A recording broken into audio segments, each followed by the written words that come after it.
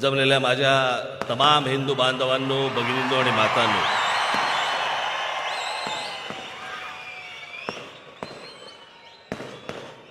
माझा आज भाषण करताना कदाचित टेबल फॅन होणार आहे.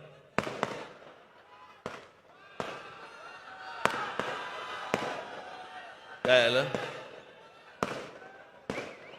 काय आलं?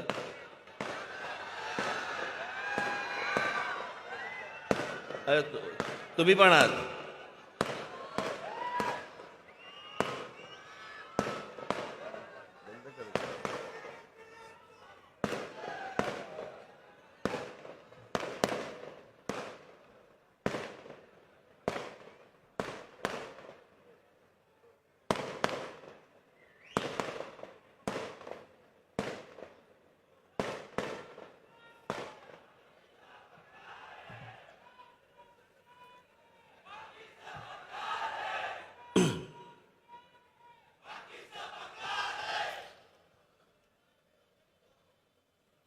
आता व्यासपीठाजवळ येत असताना मला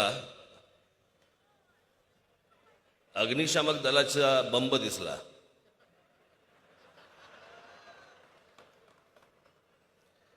इतकी काय आग नाही लावणार.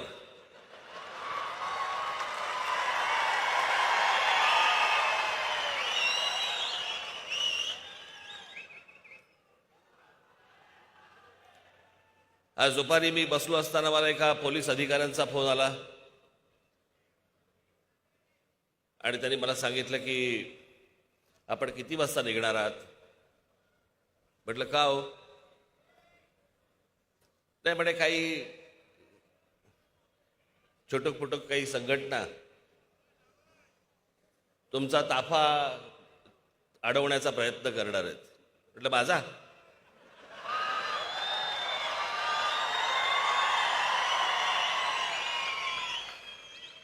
नाही म्हणे काय, आम्ही ते सगळे त्यांना डिटेंड करू, पकडू वगैरे वगैरे, फक्त तुमचं निघायचं टायमिंग आम्हाला कळलं तर बरं होईल. मी म्हटलं मी तुम्हाला जेव्हा निघणार आहे त्यावेळेला मी तुम्हाला कळवतो. महत्वाची गोष्ट अशी की माझ्या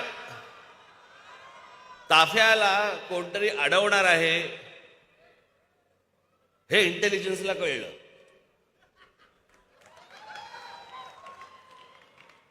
पण पवार साहेबांच्या घरी एसटीचे लोक जाणार आहेत हे इंटेलिजन्सला नाही कळलं.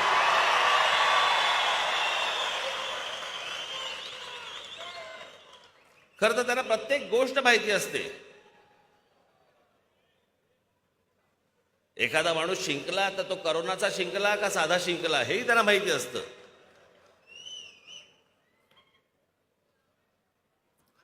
असो, पण आज ही जाहीर सभा घेण्याचं प्रमुख कारण काय? सभा का घेतोय मी आज? खरं तर काहीच कारण नाहीये.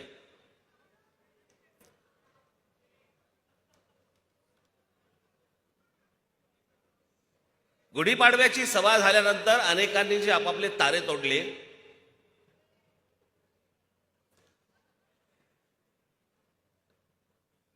अनेक राजकीय पक्षांच्या पुढाऱ्यांनी जे तारे तोडले, ते तोडल्यानंतर मला असं वाटलं की याचं उत्तर तर दिलं पाहिजे.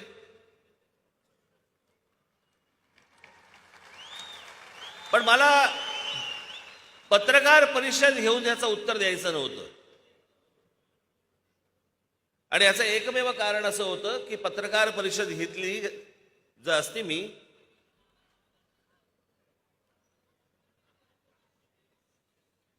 तर या सगळ्या पक्षांना जे बांधील काही पत्रकार आहेत ते पण त्याच्यामध्ये शिरतात आणि मूळ विषय राहतो बाजूला आणि हे कुठेतरी भलतीकडे भरकटवतात. आणि मला तो भरकटवून द्यायचा नव्हता. म्हणून मी विचार केला काय करायचं. तर मग मी आमच्या अविनाशला बोलवलं. म्हटलं काय रे, म्हटलं आपण ठाण्याला सभा घेऊया का? म्हटलं मला या सगळ्या गोष्टींची उत्तर द्यायची आहेत. मला बोला या जरूर करू, आपण जोरदार करू. ते दिसतच आहे.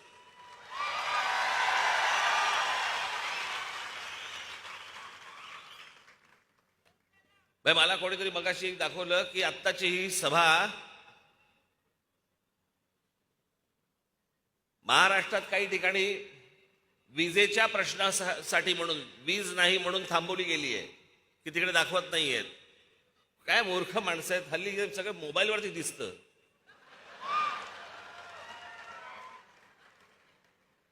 तुमच्या करंटची अपेक्षा कोणाला आहे? पण आता ही सभा, जाहीर सभा आपली मोठे स्क्रीन लावून जम्मू मध्ये पण दाखवली जाते. जम्मू मध्ये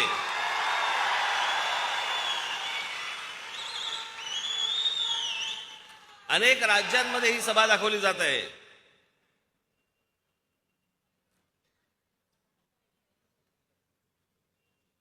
आणि म्हणून मी ही जाहीर सभा आज घेण्याचं इथे ठरवलं की त्या सगळ्या प्रश्नांची उत्तरं म्हटलं आपण आज जाहीर सभेनेच देऊ.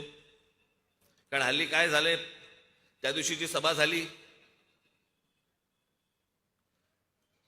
मग अनेक राजकीय पक्षांशी संबंधित असलेल्या अनेक पत्रकारांनी आपापला खंडू शमवून घेतला.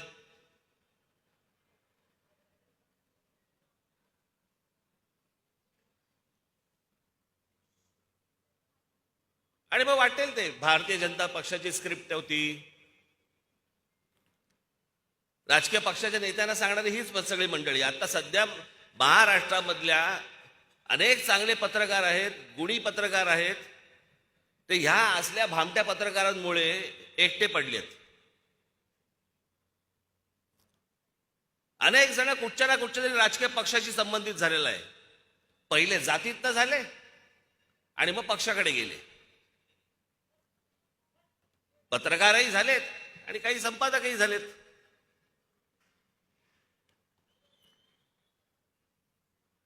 आणि त्याच्यामुळे आपण काही बोललं की फक्त टीका करायची. टीका म्हणजे काय, तर त्या राजकीय पक्षांच्या नेत्यांचं जे म्हणणं आहे ते ह्यांनी खरडायचं.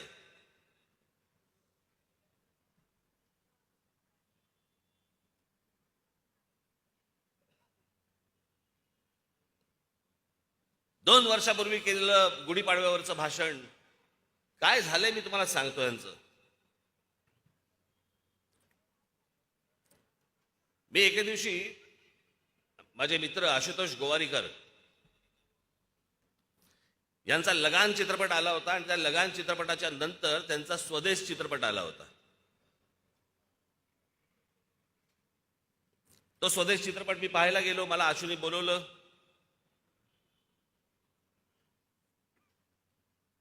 मी तो चित्रपट पाहत असताना मला असं वाटलं की मी बाहेर पडलो.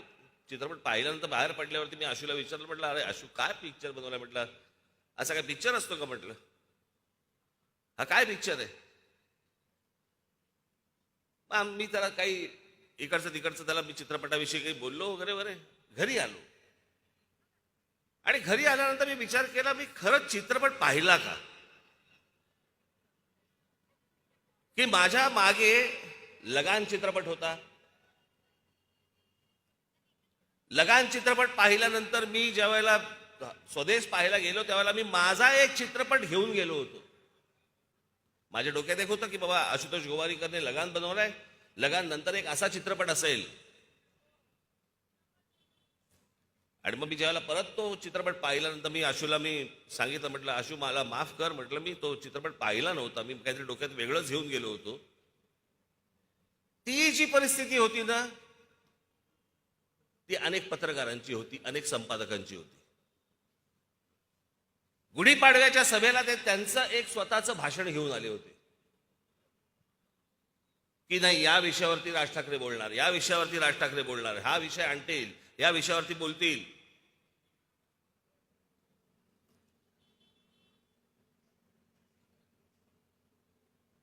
तीन वर्षापूर्वीच्या गुढीपाडव्याच्या सभेला नाही का ते नरेंद्र मोदींवरती बोलले होते. मग या वेळेला पण ते बोलतील. मी नाही बोललो, तेव्हा बोललो होतो, परत तशी वेळ आली तर बोलीन.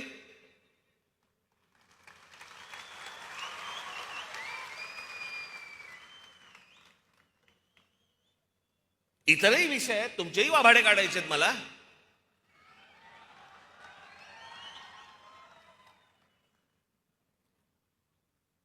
म्हणजे गेल्या निवडणुकीच्या वेळेला ज्या वेळेला बहुमत शिवसेना भारतीय जनता पक्षाकडे आल्यानंतर पण ज्या प्रकारे तुम्ही मतदारांची प्रतारणा केली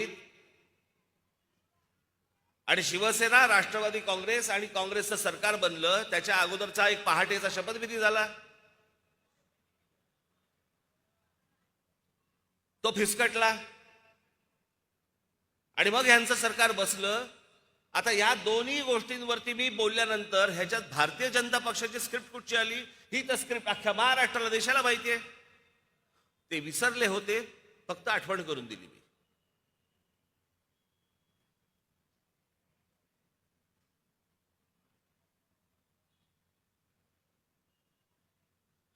ज्या वेळेला मी नरेंद्र मोदींवरती मी ज्या वेळेला बोलत होतो,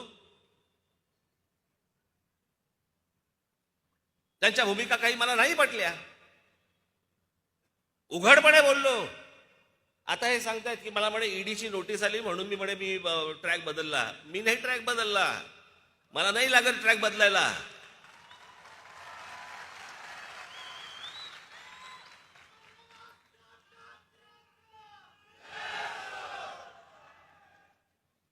माहिती करून काही घ्यायचीच नाही. IL&FS नावाची जी कंपनी आहे, त्या कंपनीची इन्क्वायरी होती, ज्याच्यामध्ये कोहिनूर, ज्याच्यामध्ये मी होतो. मी 1 वर्षाच्या आत त्यातनं बाहेर पडलो. मी म्हणते झंगाट आपल्याला परवडणार नाही.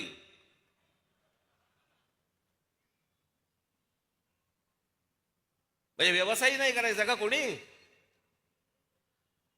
आणि त्या कंपनीची जी इन्क्वायरी निघाली त्याच्यातनं मला ती नोटीस आली होती आणि मी ती नोटीस आल्यावरती ईडीच्या कार्यालयात गेलो.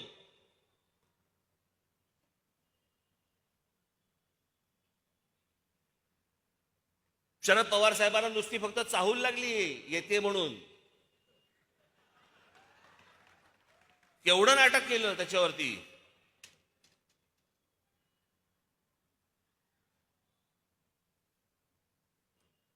आणि जर या हाताने जर काही पापच केलेलं नाहीये, नोटीसी कोणत्या पण येऊ देत, त्या राजकीय असू देत नाही तर कायदेशीर असू देत, भीक नाही हलत मी त्याला.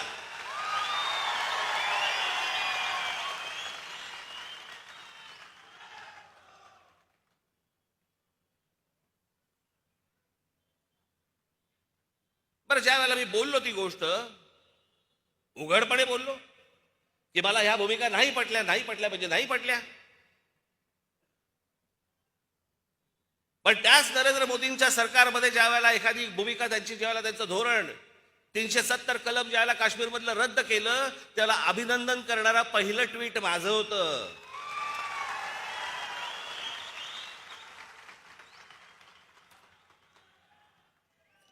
नरेंद्र मोदींसारखा पंतप्रधान या देशाला मिळावा असं बोलणाऱ्या या देशामधला पहिला माणूस मी होतो. त्याच्यानंतर बाकीचे बोलले आहेत.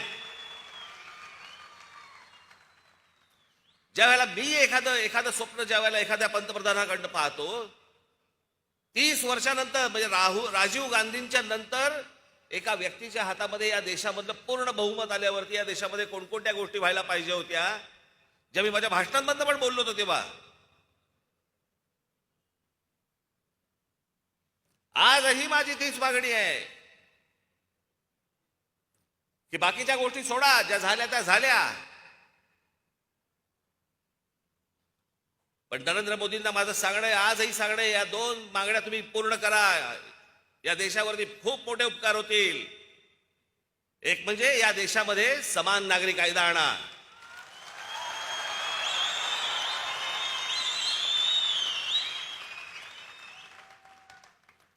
आणि दुसरं म्हणजे या देशातल्या लोकसंख्येवरती पहिल्यांदा नियंत्रण आणता येईल असा कायदा आणा.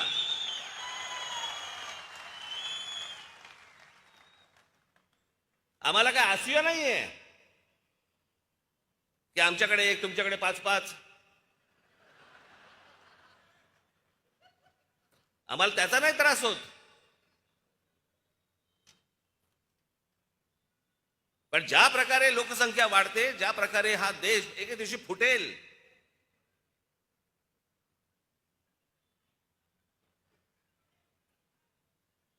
पण ह्या काही गोष्टी या देशामध्ये होणं गरजेच्या आहेत, आवश्यक आहेत.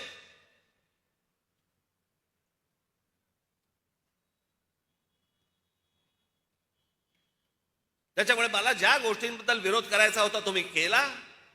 उद्या जर एखादी गोष्ट मला जर नाही पटली तर परत करीन. परंतु विनाकारण आपलं उठले, भाषणाला उठले आणि उगाच विरोध करायचा नाही. आता तुम्ही चिखल खाल्लाय, तुम्ही शेड खाल्लाय, आता तुमच्यावर.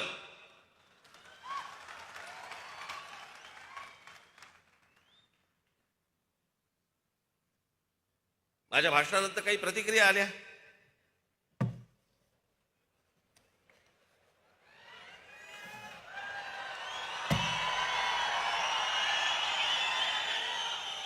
म्हटलं विसरायला नको.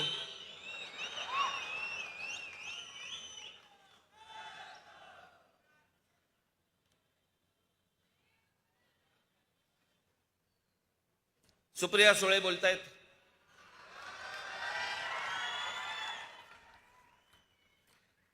लाव रे तो व्हिडिओ म्हणणारे एका नोटीसने बदलतील याचं मला आश्चर्य वाटतं. म्हणजे मला आश्चर्य या गोष्टींचं वाटतं की एकाच घरात राहून अजित पवारांच्या घरी रेड पडते पण तुमच्या घरी रेड पडत नाही. ह्याचं कारण मला कळेल का?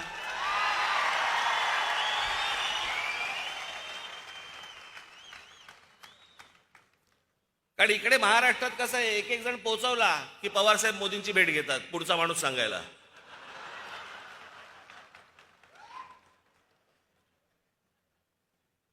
देशमुख गेले, मग परत एक भेट घेतली. अजितचं काय, मग रेड टाकल्या, रेड कंप्लीट झाल्या, परत भेट घेतली. तो जरा नवाब मलिक जरा फाजीलपणा जास्ती करतोय, जरा जरा थोडंसं लक्ष द्या. मग नवाब मलिक,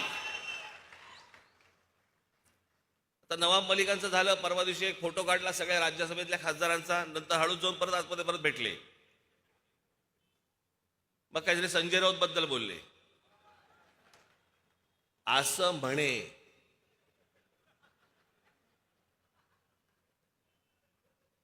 आज काय बोलले माहित नाही. मी त्यांच्या वाढदिवसाच्या भाषणाच्या वेळेला बोललो होतो की पवार साहेब खुश झाले म्हणजे भीती वाटायला लागते. आज पवार साहेब संजय राऊतवरती खुश आहेत.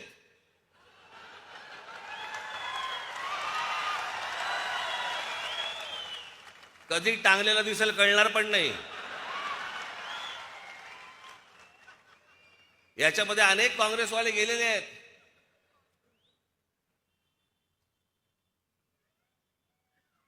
आणि उशिरा समजतं की तेव्हा ते वागले होते, ते बोलले होते, ते आज लागलंय.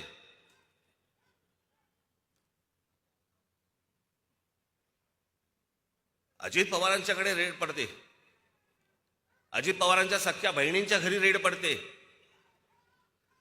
आणि त्याच्यानंतर देखील पवार साहेब आणि नरेंद्र मोदी यांचे अत्यंत मधुर संबंध राहतात. कसं काय? मी कधी बघितलं नाही पवार साहेबांना भडकलेलं कधी बोलताना. मी ज्यावेळेला उघडपणे बोलत होतो त्यावेळेला ह्यांच्या शेपट्या आतमध्ये होत्या सगळ्यांच्या. हे कोणी बोलले नाही, ते दुसरे एक ते जयंत पाटील.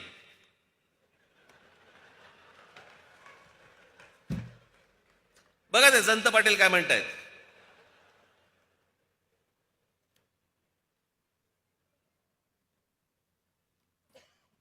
हे कधी म्हणे गेले होते उत्तर प्रदेशामध्ये की ज्यांना आता उत्तर प्रदेशचं कौतुक वाटतं. जयंत पाटील, माझं भाषण नीट ऐका.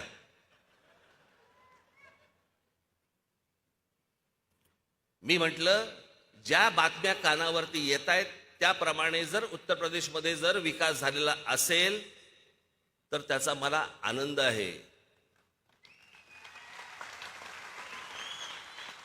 माझी भाषा काय आहे? जर तरची भाषा आहे. ज्या बातम्या माझ्या कानावर येत आहेत तसा जर विकास झाला असेल तर.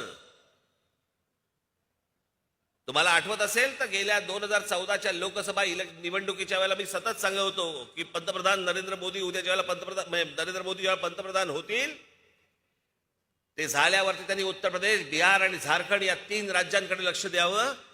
त्या 3 राज्यांचा विकास करावा. या 3 राज्यांमधनं बाहेर पडणारी माणसं जी महाराष्ट्रामध्ये येत आहेत, महाराष्ट्र यांचं ओझं सहन करू शकत नाही.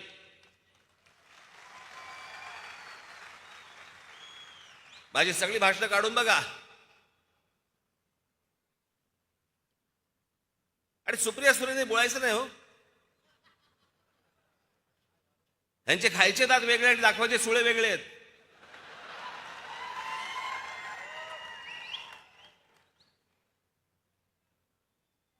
जंत पाटील, आता जंत पाटलाला काही सांगा, चकित चंदू.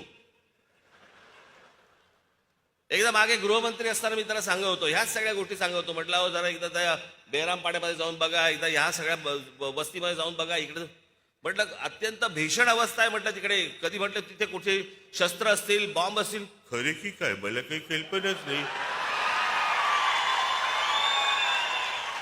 सतत चेहरा चकित चंदू. आश्चर्य झालेलं असतं, सारखं आश्चर्य.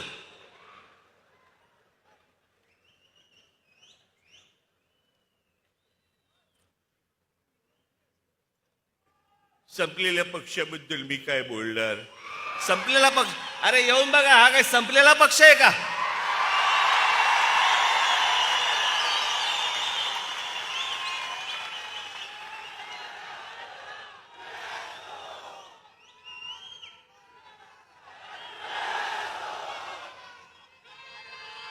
म्हणजे विजलेला पक्ष आहे. महाराष्ट्र नवनिर्माण सेना म्हणे विजलेला पक्ष आहे. जंतराव, हा विजलेला पक्ष नाहीये, हा समोरच्यांना विझवत जाणारा पक्ष आहे.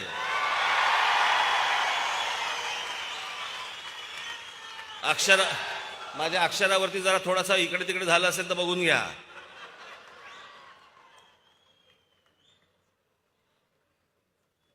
हे काय मला सांगता, यांचा मतदारसंघाबाहेर कोणी हुंगून विचारत नाही. आणि मला सांगतात की यांचे आमदार काय झालं, आमदार कुठे गेले. राष्ट्रवादी काँग्रेस हा निवडून येणाऱ्या आमदारांचा, उमेदवारांची मोळी आहे. ती निवडून येणाऱ्या जे लोक असतात त्यांना एकत्र करून बांधलेली मोळी आहे. त्याची रस्सी फक्त पवार साहेब आहेत. ही माणसं कुठच्याही दुसऱ्या पक्षामध्ये गेली की निवडून येतील.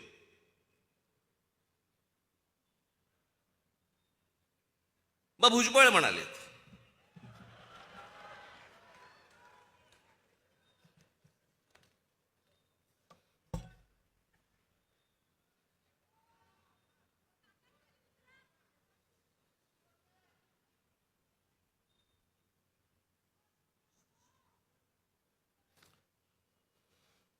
भुजबळ म्हणतायत त्यांनी माझ्यावरती टीका केली, हे खरं आहे.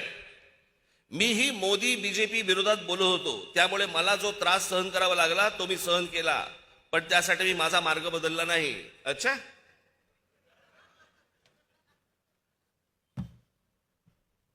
भुजबळ साहेब, तुमचे सीए, तुमचा चार्टर्ड अकाउंटंट आणि तुमच्या बरोबरचा एक माणूस यांनी केलेल्या केसेसमुळे तुम्हाला आज जावं लागलं. भारतीय जनता पक्ष किंवा मोदींवरती टीका केल्यामुळे नाही जावं लागलं. यांच्या संस्थेमधल्या गैरव्यवहारामुळे जावं लागलं आतमध्ये. मोदींवरती टीका केली म्हणून नाही जावं लागलं.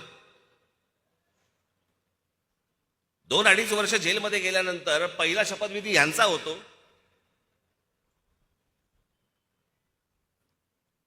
बरं, सगळेजण सांगतायत संपलेला पक्ष आहे, त्याच्यावर काय बोलणार, तरी बोलतायत. रकानेच्या रकाने भरतायत, रकानेच्या रकाने लिहितायत.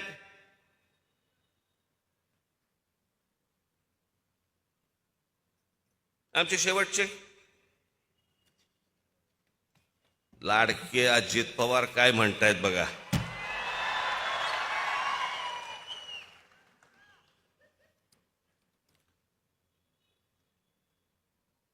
त्यांचा एक आवडता शब्द आहे, पठ्ठ्या.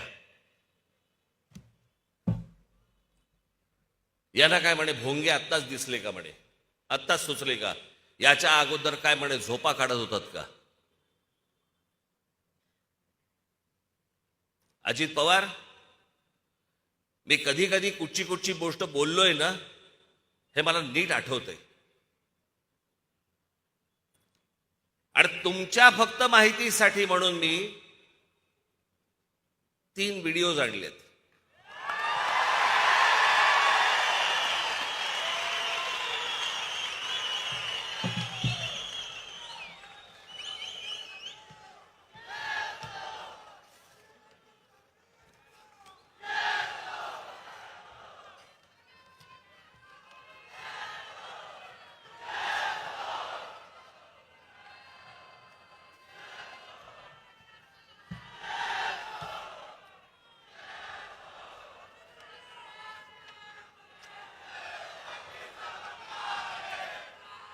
मी याच्या अगोदरही बोललो होतो, परंतु त्याचे मला काही व्हिडिओ सापडले नाहीत. सोक्षमोक्ष लावलेला बरा असतो. काय झालं, तो जो सकाळचा शपथविधी झाला त्याच्यानंतर जो पवार साहेबांनी जो आवाज काढला, तो आवाज काढल्यानंतर 3-4 महिने अजित पवारांना ऐकू येत नाही. बॉम्ब फुटल्यानंतर माहितीये कू असा एक आवाज येतो कानात, काही ऐकू येत नाही. तसा तो आवाज काढल्यानंतर त्याला 3-4 महिने कू असा आवाज येत होता. त्याच्यामुळे मी काय बोललो हे त्याला कळलंच नाही. तरी पण मी तुम्हाला पहिला जे मी माझं बोलणं बोललोय 28 जुलै 2018 या दिवशी मी काय बोललोय तुम्ही बघा. आज महाराष्ट्रामध्ये असतील नाही तर देशामधले अनेक मुसलमानांना मी अनेक येतात तेव्हा मी त्यांना पण सांगतो, कशासाठी पाहिजे तुम्हाला लाऊडस्पीकर? सकाळची बांग देताना किंवा काय सकाळची अजान देताना आणि नंतरच्या तुम्हाला काय बांग देताना कशाला लाऊडस्पीकर पाहिजे? कोणाला कळवायचं असतं तुम्हाला? नमाज पडायचं आहे घरामध्ये पडा ना, रस्ते कशाला अडवताय?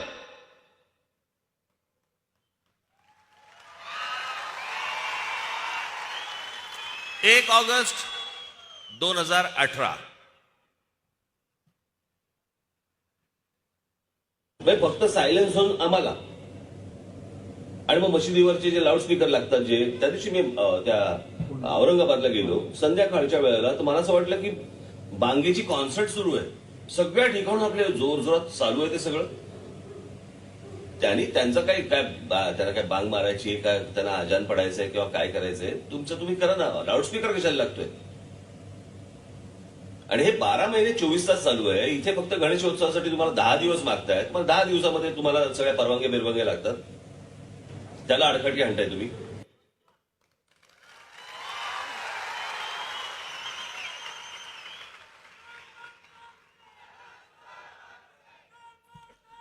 आता लॉकडाऊन लागायच्या अगोदर महाराष्ट्र नवनिर्माण सेनेचं जानेवारी 23 ला जे अधिवेशन झालं होतं त्या अधिवेशनामध्ये मी काय बोललो होतो.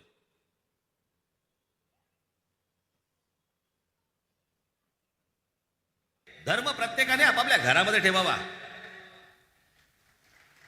आणि त्याच्यासाठी मशिदींवरचे जे लागणारे भोंगे आहेत हे भोंगे देखील तितकेच बंद झाले पाहिजेत. हे तेव्हाच मी बोललो होतो.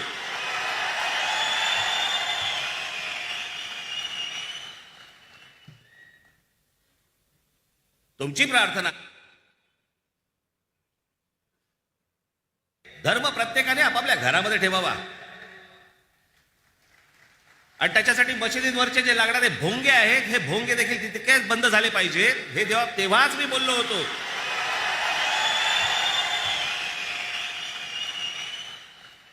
अजित पवारांना ऐकून आलं. तुमची प्रार्थना आहे बंद कर. आता मी ह्याच्या आधीही बोललो, ऐकू नाही आलं. लॉकडाऊनच्या काळामध्ये कान साफ झाला असणार. गुढीपाडव्याचा भोंगा ऐकू आला.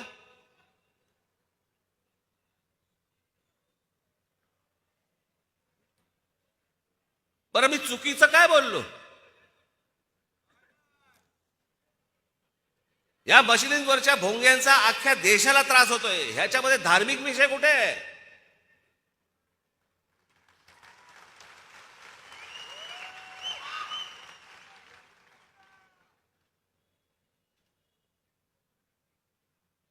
तुम्हाला जो काही नमाज पडायचा आहे, तुम्हाला जी काय अजान द्यायची घरामध्ये द्या.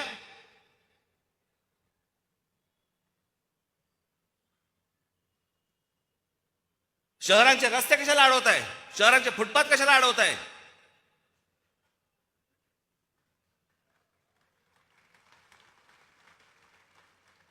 प्रार्थना तुमची आहे, आम्हाला काय ऐकवताय?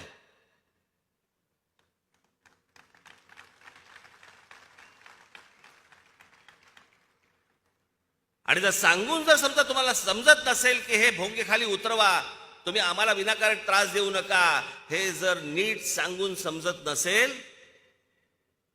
तर तुमच्या मशिदीच्या बाहेर आम्ही हनुमान चालीसा लावणार म्हणजे लावणार.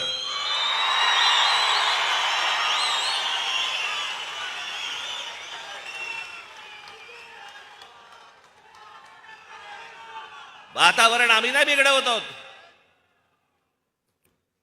आम्ही वातावरण नाही बिघडवत आहोत. हा धार्मिक विषय मुळात नाहीच आहे, हा सामाजिक विषय आहे.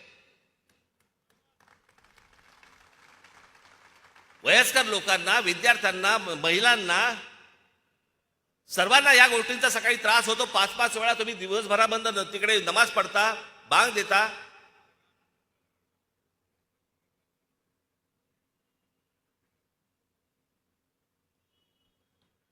एक तर सगळे बेसूर असतात.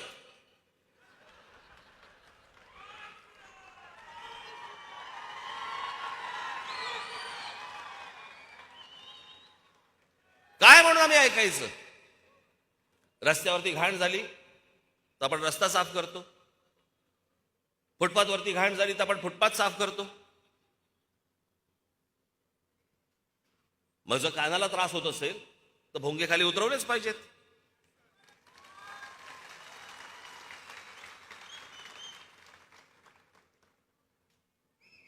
आणि राज्य सरकारला माझं सांगणं आहे, याच्यामधून आम्ही मागे हटणार नाही. तुम्हाला काय करायचं असेल ते करा.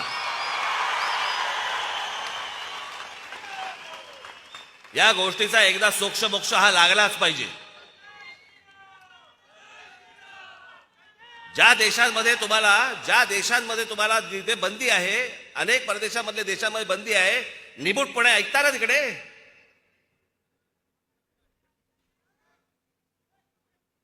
आज माझे अनेक असे मुसलमान परिचयाचे लोक आहेत, ते येऊन सांगतात की तुम्ही म्हणताय ते बरोबर आहे.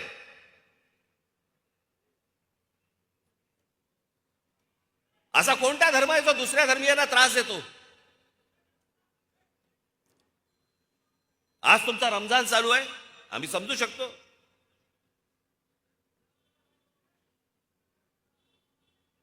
आमचाही गणपती उत्सव असतो, नवरात्र उत्सव असतो. 10 दिवसामध्ये आपण समजू शकतो. तरीही तो लाऊडस्पीकर कमीच लावला पाहिजे, तो भाग वेगळा.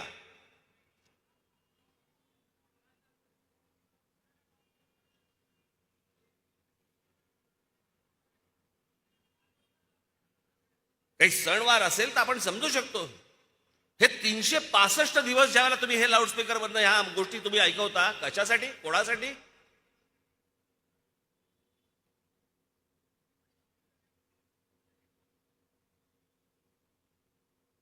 3 तारखेला ईद आहे.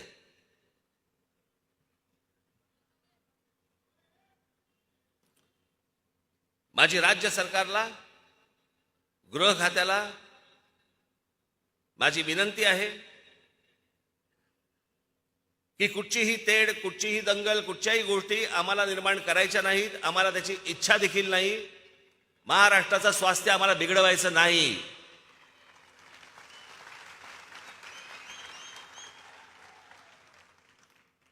पण आज 12 तारीख आहे. 12 ते 3 मे महाराष्ट्रातल्या सगळ्या मशिदींवरच्या मौलवींशी तुम्ही त्यांना बोलवून घ्या. त्यांना सांगा सर्व मशिदींवरचे लाऊडस्पीकर हे उतरले गेले पाहिजेत, खाली आले पाहिजेत. 3 तारखेनंतर तुम्हाला कोणताही त्रास आमच्याकडनं होणार नाही.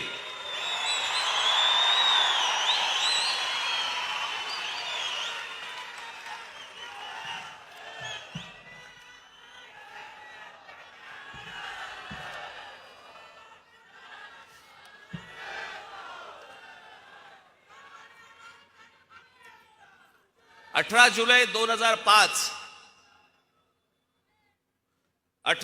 2005 चा सर्वोच्च न्यायालयाचा निकाल आहे किंवा त्यांची टिप्पणी आहे.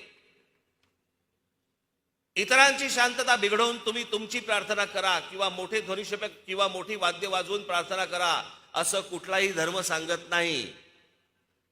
आमच्या मते समाजात धर्माच्या नावाने म्हातारी माणसं, आजारी रुग्ण, विद्यार्थी यांची पहाटेची झोप बिघडवणं, दिवस खराब करणं आणि बाकीच्यांचा दिनक्रम विस्कळीत करणं, अशा गोष्टींना मुळीच परवानगी देता कामा नये. जर सुप्रीम कोर्टाने जर समजा ही गोष्ट सांगितलेली असेल तर राज्यातल्या गृह खात्याला त्याची अंमलबजावणी करायला काय प्रॉब्लेम आहे? हे होत का नाहीये? मतांसाठी? म्हणजे हे मतांसाठी म्हणून वाटेल त्या प्रकारे धर्म चालवणार आणि आम्ही उघड्या डोळ्यांनी आणि उघड्या कानांनी बघत बसायचं, हातावर हात ठेवून आम्ही उभं राहायचं फक्त.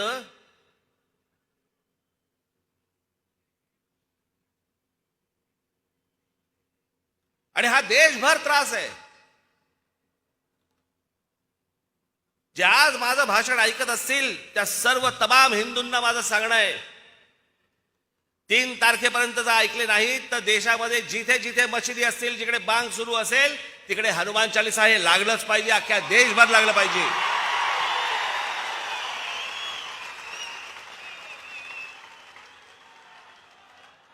आम्हाला काय त्रास होतो तो एकदा त्यांना होऊ देत.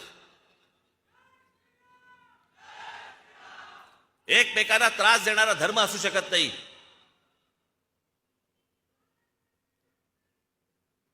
आणि ह्याच्यावरती ह्यांची बाजू घेणारे हे इकडचे ते आवाड,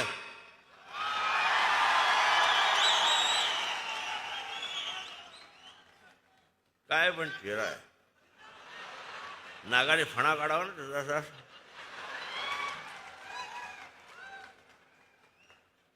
आता उद्या काहीतरी बोलेलच, डसू शकतो, बिसू शकतो वगैरे वगैरे. ये शेपटा धरतो, गरगर फिरवतो आणि फेकून देतो.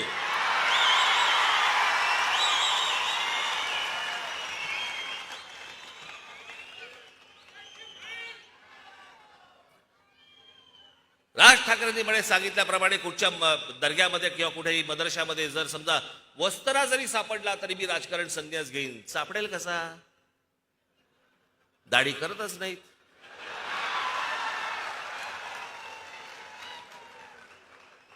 वस्त्रा कसा सापडेल? बरं, इकडून तिकडून तुला वस्त्रा दिसला, त्याच्या बुद्धीची कीव करावीशी वाटते मला. आवाड, आता मी 4 गोष्टी तुम्हाला वाचून दाखवतो.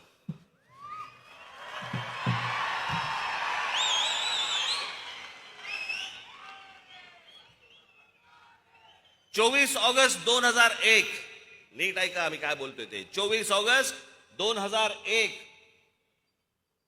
रोजी मुंब्रा कौसा परिसरात सिमी नावाची जी आतंकवादी संघटना आहे, सिमीच्या 6 हस्तकांना अटक. 20 डिसेंबर 2001 रोजी संसदेवरील हल्ल्याप्रकरणी कुख्यात अबू हाजमा याला मुंब्र्यातून अटक. 16 मार्च 2002 रोजी मुंब्र्यातून कुख्यात हजबुल मुजाहिद्दीन संघटनेच्या 4 अतिरेक्यांना अटक.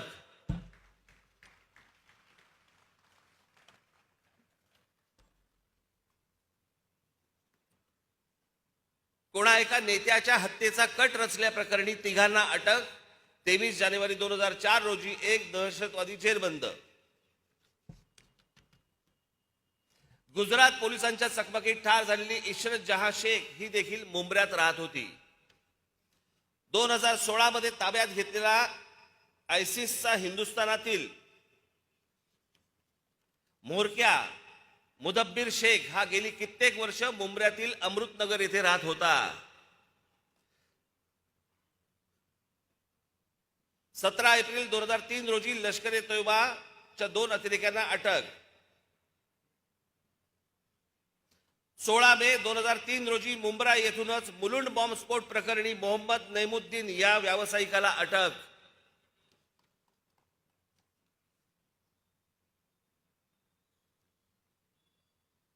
मुंब्र्यात रिजवान मोमीन या संशयित अतिरेक्याला अटक.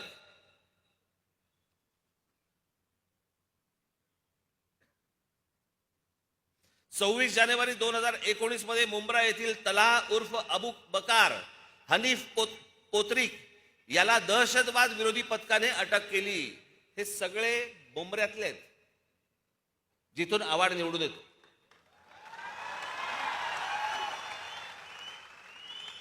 आता तुम्ही म्हणाल की वस्त्रा नाही सापडला, आता कसा संन्यास घेणार? मी कुठे बोललो होतो अतिरेकी सापडत नाहीत म्हणून? या अशा अनेक असंख्य घटना या देशामधल्या अनेक मदरसांमध्ये चाललेले आहेत. याच्यामध्ये पाकिस्तानी सगळे हस्तक आहेत, याच्यामध्ये अतिरेकी आहेत, याच्यामध्ये शस्त्र सापडत आहेत. आणि खरंच सांगतो, याच्यामध्ये या देशामधला प्रामाणिक जो खरंच या देशावरती प्रेम करणारा जो मुसलमान आहे ना, तो ह्याच्यामधनं भरडला जातोय.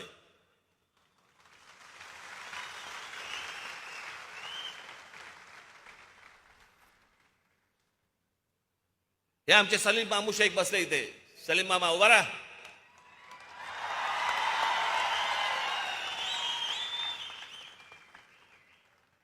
सलीम मामा शेख याच्या मतदारसंघामध्ये 95% हिंदू लोक राहतात, पण सलीम निवडून येतो.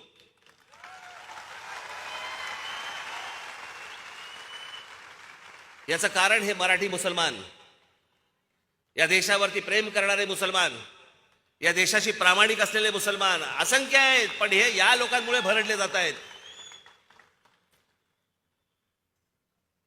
हा जो देशामध्ये धर्माचा अतिरेक करणारी जी लोक आहेत ना, हे त्यांच्यामुळे भरडली जात आहेत.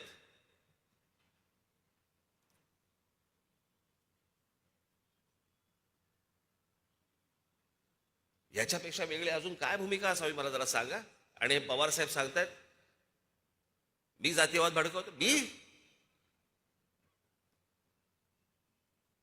बरं, पवार साहेबांनी सांगावं, राष्ट्रवादी काँग्रेसने सांगावं राज ठाकरे त्याची भूमिका बदलतो म्हणून. राष्ट्रवादी काँग्रेसने बोलावं.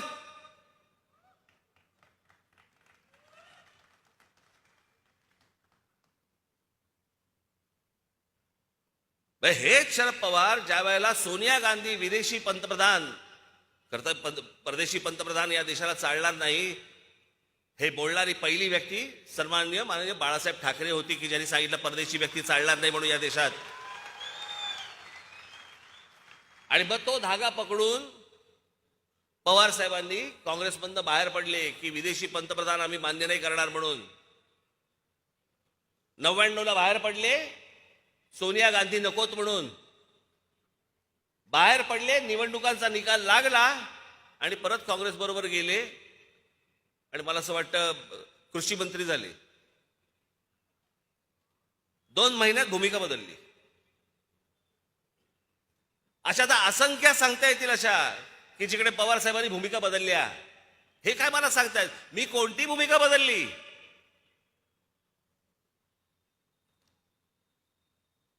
हिंदुत्वाची भूमिका मी आज नाही आणली आहे. आठवून बघा, या देशामध्ये पाकिस्तानी कलावंतांना ढोंगणावरती लात मारून हाकलून देणारी संघटना कोणती होती, पक्ष कोणता होता?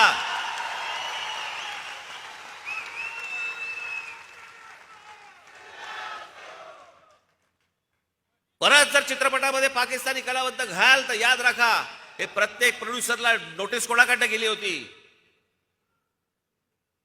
जे आपल्याकडे येऊन गाणी गात होते, आपल्याकडे येऊन चित्रपटामध्ये काम करत होते, या सगळ्यांना ज्यांनी हकलून दिलं तो माझा महाराष्ट्र सैनिक होता.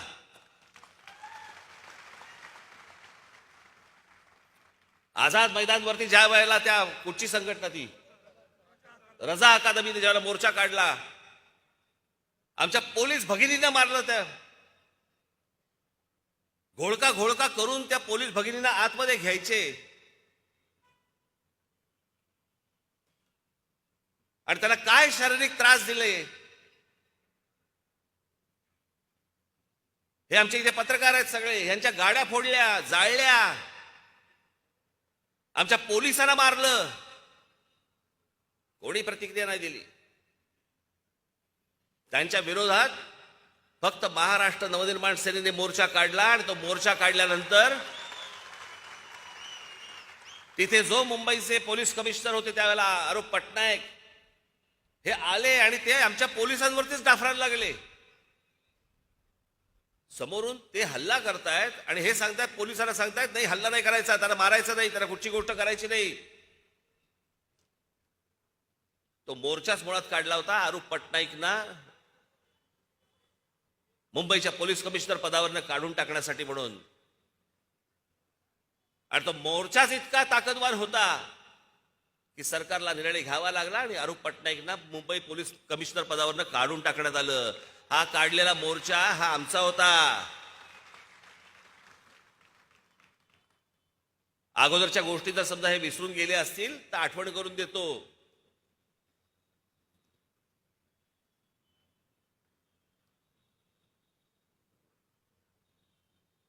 एकदम सगळे त्या गुढीपाडव्याच्या सभेनंतर एकदम सरफटले सगळे. काय उत्तर देऊ, काय करायचं, काय नाही करायचं. मग ते आपलं एकच पालुपत लावलं. ईडीची नोटीस आली.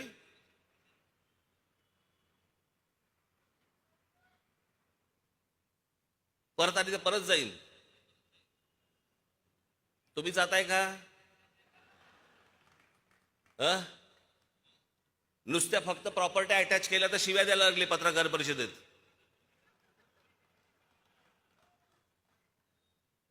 काय पण भाषा पत्रकार परिषदेमधली. पत्रकार परिषदेमध्ये येऊन एका वर्तमानपत्राचा संपादक येतो आणि तो काय म्हणतो, भडवा, चुतिया. कशामुळे झालं हे सगळं? कारण आलं इथं अंगाशी. हे कुठचे आहेत तेच कळत नाहीत. हे शिवसेनेचे आहेत का राष्ट्रवादीचे आहेत? ह्यांच्यासाठी एक फार छान शब्द आहे. आमच्या आजोबांनी फार छान शब्द काढला होता असल्या वृत्तीच्या लोकांसाठी. हे सगळे लवंडे.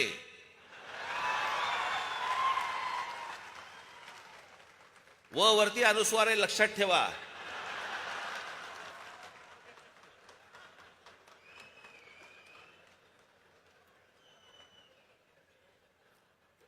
म्हणजे काय तर आपल्याकडे पूर्वी जेवायला पत्रावळी असायची आणि मग ती एक द्रोण असायची.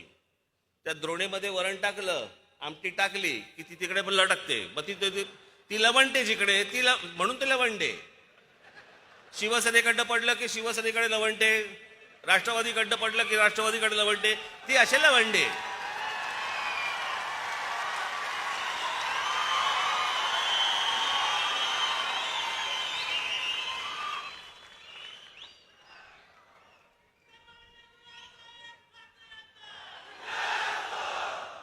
केवढं झोंबलं त्यांना ते. मी जे पवार साहेबांबद्दल जे बोललो की जातीयवाद जो आला महाराष्ट्रामध्ये, जात होतीच. असंख्य वर्ष, अनेक हजारो वर्ष जात आहे या देशामध्ये, या महाराष्ट्रामध्ये. प्रत्येक जातीतल्या माणसाला आपापल्या जातीबद्दल अभिमान होता. 99ला ज्या वेळेला राष्ट्रवादी काँग्रेसचा जन्म झाला, तो जन्म झाल्यानंतर दुसऱ्या जातीबद्दल द्वेष निर्माण करायला लावला. आमच्या मुलांची माथी भडकवली गेली. इतिहास चुकीचा सांगितला गेला म्हणे. पवार साहेब सांगतायत म्हणे इतिहास चुकीचा सांगितला गेला. मला सांगा ते काय त्या कुठच्या संघटना काढल्यात ना राष्ट्रवादीने, संभाजी बी ग्रेड, सी ग्रेड वगैरे अशा अनेक संघटना त्यांनी काढल्यात. या 99 नंतरच कशा काय आल्या? योगायोग नाही, यांनीच काढल्या.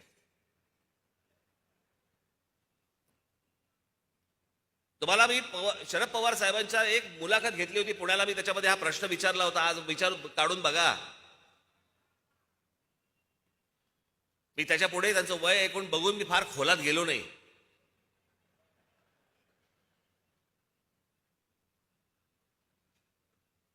पण शरद पवार साहेब ज्या वेळेला भाषण करतात राष्ट्रवादी काँग्रेसचा जन्म झाल्यापासून, त्यावेळेला ते काय म्हणतात, हा महाराष्ट्र कोणाचा? शाहू फुले आंबेडकरांचा. मान्यच आहे. पण त्या अगोदर हा महाराष्ट्र सर्वप्रथम जर कोणाचा असेल तर तो आमच्या छत्रपती शिवरायांचा महाराष्ट्र आहे.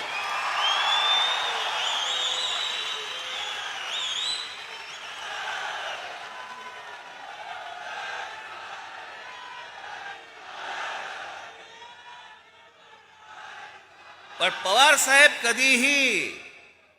शरद पवार साहेब कधीही छत्रपतींचं नाव घेताना तुम्हाला दिसणार नाहीत, कुठच्याही सभेमध्ये दिसणार नाहीत. कारण छत्रपतींचं नाव घेतल्यानंतर मुसलमान मतं गेली तर काय करायचं? आणि म्हणून शिवछत्रपतींचं आमच्या कधीही ते नाव घेत नाहीत. शाहू फुले आंबेडकर आणि मग छत्रपतींवरचं राजकारण करायचं असेल, त्याच्यामध्ये जर जातीचं राजकारण करायचं असेल, माझ्या महाराष्ट्रामधल्या मराठा बांधवांची भगिनींची जर माथी भडकवायची असतील, मग दुसरे कोणीतरी पुस्तकं लिहिलीत, मग ती ब्राह्मणांनी पुस्तकं लिहिलीत, मग अजून कोणीतरी काहीतरी लिहिलंय. त्यांचंच एक भाषण बघत होतो म्हणे, अफजल खान म्हणे इथे आला होता, त्यावेळेला महाराजांनी त्याचा कोथळा बाहेर काढला, पण त्याच्यामध्ये काही हिंदू मुसलमान असं काही नव्हतं. मग पवार साहेब तो कशासाठी आला होता? तो काय केसरी टूर्स आणि काय ते वीणा वर्ल्डचं तिकीट घेऊन आला होता काय महाराष्ट्र दर्शन करायचं म्हणून? छत्रपतींची आमच्या ओळख काय? छत्रपतींनी ज्या वेळेला या स्वराज्याची शपथ घेतली त्यावेळेला हातामध्ये ध्वज कोणता घेतला? भगवा घेतला, आमच्या भागवत धर्माचा घेतला, आमच्या महाराष्ट्राचा घेतला, आमच्या संतांचा घेतला, आमच्या मंदिरांवरचा घेतला.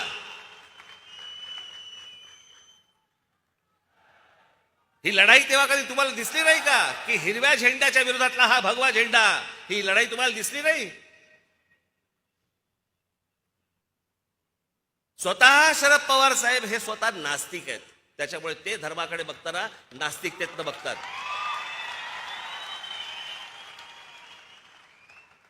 एखादा मिळाला तर दुर्मिळ फोटो तुम्हाला मिळेल, एखादा पवार साहेबांचा मंदिरात हात जोडतानाचा, पण तोही मिळणार नाही. कारण ते आहेतच स्वतः नास्तिकच आहेत. ते धर्मबिर्म काही मानत नाहीत, देवबिव काही मानत नाहीत. आणि मग ते त्यांच्या पद्धतीने राजकारण समजवण्याचा प्रयत्न करतात, त्यांना अपेक्षित असलेलं.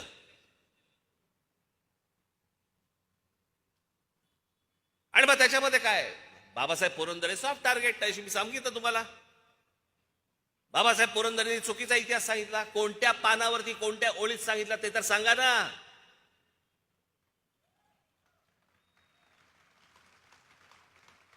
ह्यांचे इतिहासकार कोण? ते म्हणे कोकाटे. कोण कोकाटे? बरं, महाराजांवरती आजपर्यंत रणजित देसाईंनी लिहून ठेवलं, संभाजी राजांवरती आमच्या शिवाजी सावंतांनी लिहून ठेवलं, बाबासाहेबांनी लिहिलं, आमच्या मेहेंदळींनी लिहिलं, अनेक लोकांनी लिहिलंय.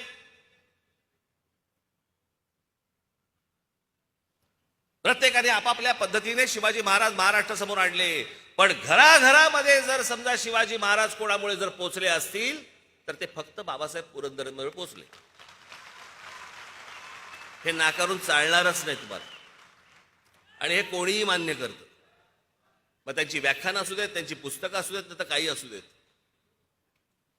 पण आम्हाला इतिहास नाही बघायचा आहे. आम्हाला ते पुस्तक कोणत्या जातीच्या माणसांनी लिहिलं ते बघायचंय.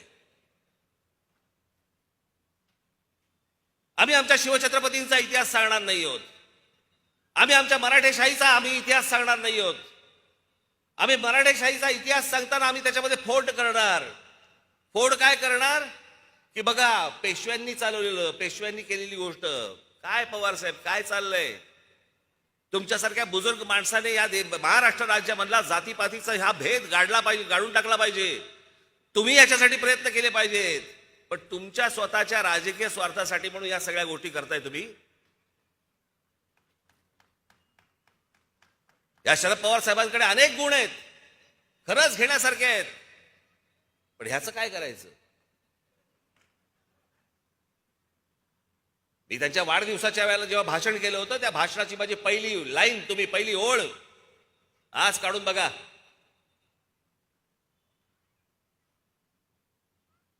त्यांचा वाढदिवस होता, त्या वाढदिवसाच्या व्यासपीठावर मी बोललो होतो, आणि तेव्हा मी म्हटलं होतं की असे अनेक विषय आहेत जे आज मला बोलता नाही येणार, कारण हे व्यासपीठ वेगळं आहे.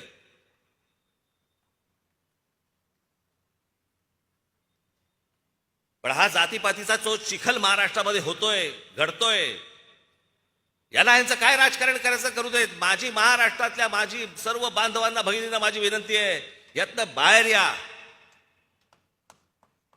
यातनं आपल्या हाताला काही लागणार नाहीये. ही सर्व मंडळी फक्त केवळ तुमचा वापर करून घेतील. कुठे गेलं ते मराठा आरक्षण?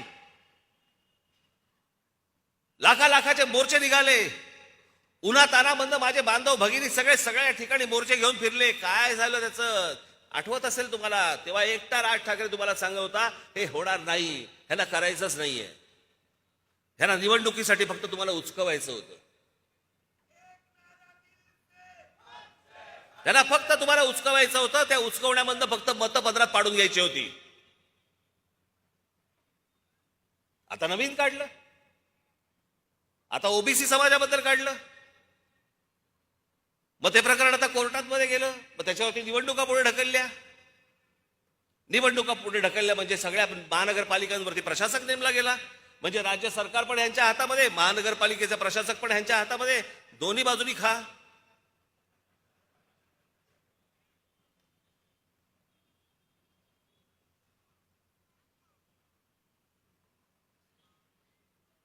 काय हा वैभवशाली महाराष्ट्र आपला, काय इतिहास आपला. अहो 125 वर्ष ज्या मराठेशाहीने, त्याला मराठेशाहीच म्हणतात, त्याला पेशवेशाही नाही म्हणत.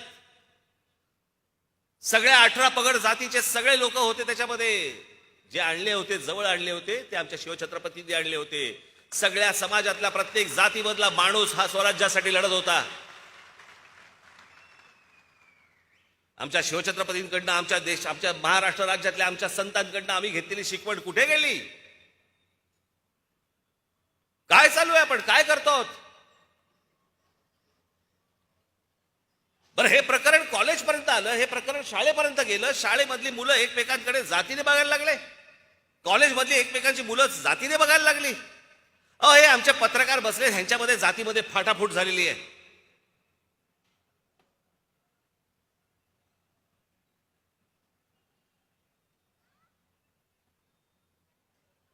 महाराष्ट्राला कोणी हरवू शकलं नव्हतं. महाराष्ट्राला हरवतंय कोण? आमची जात.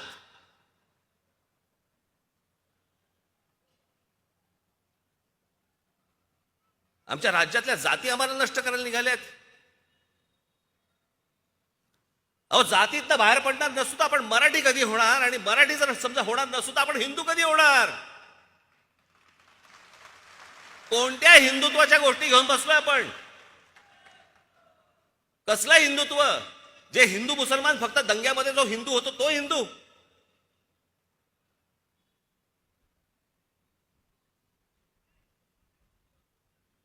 या सगळ्यांपासून माझी, महाराष्ट्राच्या सगळ्यांना माझी हात जोडून विनंती आहे, ह्या सगळ्या भामट्यांपासून दूर राहा. हे महाराष्ट्र त्यांच्या स्वार्थासाठी खड्ड्यात घालतील. स्वतःला हव्या असलेल्या पैशांसाठी हे महाराष्ट्राला खड्ड्यात घालतील. कोणाला कशाची चिंता नाहीये. त्या एसटी कर्मचाऱ्यांकडे बघा, 4 महिने 5 महिने अनेक महिने झाले त्यांचे संपत मिटत नाहीये. मी स्वतः पवार साहेबांकडे माणसं घेऊन गेलो होतो. लगेच ह्याच्यावरती आपण तोडगा काढू. अजून तोडगा निघालेला नाहीये. तोडगे निघत नाहीत. गेल्या वर्षीपासून संप सुरू आहे. त्याची दिवाळी खराब गेली, सगळं खराब गेलंय. एकदा काय ते निश्चित त्यांना सांगा तरी, काय होणार आहे त्यांच्या भविष्यामध्ये, आयुष्यामध्ये. कशाचा कशाला पत्ता नाही आणि आम्हाला कशामध्ये गोंधळून टाकतायत. ह्याचे रोजचे चालले, ह्याला जेलमध्ये टाक, त्याला जेलमध्ये टाक, हा इथून बडबड करतोय, तो तिकडून बडबड करतोय, आणि आमच्या टेलिव्हिजन चॅनलवरती दुसऱ्या बातम्या नाहीत. आम्ही सगळं विसरून गेलोय. आज महाराष्ट्रामध्ये मोठ्या प्रमाणावरती लोड शेडिंग सुरू झालेलं आहे. आमच्याकडे काय नाही, छोटक फुटक बातम्या येतील, संपला विषय. उद्या परत हे भांडायला मोकळे, परत हे काहीतरी बोलतील, परत हा काहीतरी बोलणार. टेलिव्हिजन चॅनल्सना देखील माझी हात जोडून विनंती आहे, बाबांनो, हे पहिलं बंद करून टाका त्यांना. तुम्ही एक निर्णय घ्या की नाही, हे आम्ही दाखवणार नाही. जे महाराष्ट्राचं हिताचं आहे ते एवढंच आम्ही दाखवू. काही गरज नाही 24 तास दाखवायची. चांगलं जर समजा तुम्ही 5 तास दाखवलं ना तरी महाराष्ट्र सुखी होईल. पण ह्या सगळ्यामधनं बाहेर येणं आवश्यक आहे, गरजेचं आहे. लोकांना वाटत असेल की हे भोंग्याचं राज ठाकरे राजकारण करतोय. मला राजकारण करायची गरज वाटत नाही. मला जे आहे, हा महाराष्ट्र, हा देश साफ झाला पाहिजे, नीट झाला पाहिजे, सुरक्षित राहायला पाहिजे. माझ्या माता भगिनी ज्यावेळेला रस्त्याने फिरतील, कुठेही जाताना त्यांना सुरक्षित वाटलं पाहिजे. आमच्या महाराष्ट्रामधली, देशामधली जी वयस्कर लोक आहेत, लहान मुलं आहेत, अभ्यास करणारे आहेत, त्यांना या भोंग्यांचा त्रास होता कामा नये. आणि त्याच्यासाठी म्हणून जर समजा उद्या काही केसेस अंगावरती घ्यायच्या झाल्या, माझ्या सकट आम्ही घेऊ. माझ्यावर काहीतरी 100-125 केसेस आहेतच.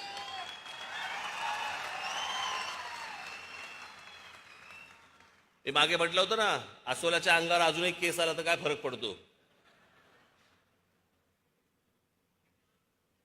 पण या गोष्टींना भीत नाही. मी जाता फक्त परत एकदा आपल्या सर्वांच्या साक्षीने, जे कोणी माझं भाषण ऐकत असतील त्या सर्वांच्या साक्षीने मी सांगतोय, ज्या मुसलमानांना त्यांच्या प्रार्थना करायच्या आहेत, प्रार्थना करा घरात. प्रत्येकाने आपापला धर्म आपल्या घरामध्ये ठेवावा, रस्त्यावरती आणू नये. जेव्हा सणासुदीचे ज्यावेळेला दिवस असतील त्यावेळेला 10 दिवस 15 दिवस आपण समजू शकतो, पण 365 दिवस 24 तास हे नाटक लफडं चालणार नाही यापुढे महाराष्ट्रात.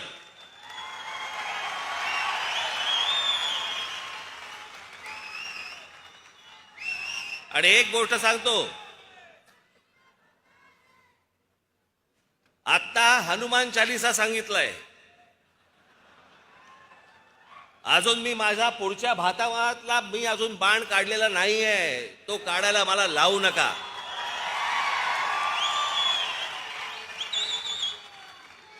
आणि म्हणून माझी या संपूर्ण राज्य सरकारला माझी हात जोडून विनंती आहे, केंद्राला ही विनंती आहे माझी, की जिथे समाजाला त्रास होतोय असल्या कोणताही धर्म असता कामा नये. जे मुसलमान बांधव आहेत त्या मुसलमान बांधवांना सगळ्यांना सांगा की उद्या कुठच्याही प्रकारचा आपल्याला तेढ निर्माण करायची नाही, आपल्याला दंगली नकोयत, आपल्याला महाराष्ट्रात सगळ्या सुखीचं चांगलं वातावरण आपल्याला महाराष्ट्रामध्ये ठेवायचं आहे. आपण स्वतःहून या सगळ्या मशिदींवरचे लाऊडस्पीकर खाली उतरवा, आपली प्रार्थना आपल्या घरात ठेवा, महाराष्ट्र आनंदी करा, एवढीच फक्त